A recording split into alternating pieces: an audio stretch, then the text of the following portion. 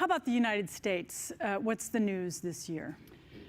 Well, the United States dropped 3 positions this year, and for the first time, its ranking has been downgraded from satisfactory to problematic, and this in the country of the First Amendment.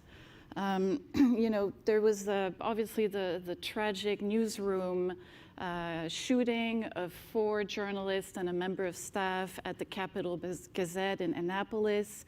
The president's relentless anti-press rhetoric has also contributed to this. So when you have the President of the United States calling journalists the enemy of the people, do you think you're seeing that it matters?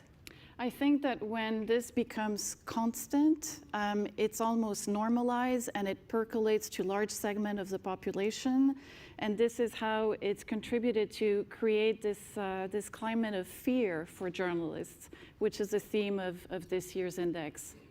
The problematic state. I mean, it's actually quite surprising that it was even 45 last year. Had it dropped last year from before? Yes, it had. So it's been gradually dropping. How would you describe? It was 43 in 2017, 45 in 2018, and now this year it's 48. Yeah. And then, what does that mean for the American public? Well, I think this has an impact on all of us, even in terms of information and access to information, which is a backbone of democracy. So this has, this is significant.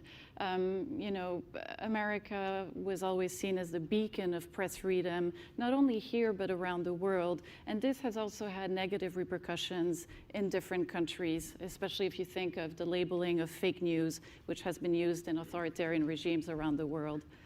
From the Philippines, we just saw Maria Ressa speak, to Putin and Russia, and I've certainly seen that working in other countries in Asia.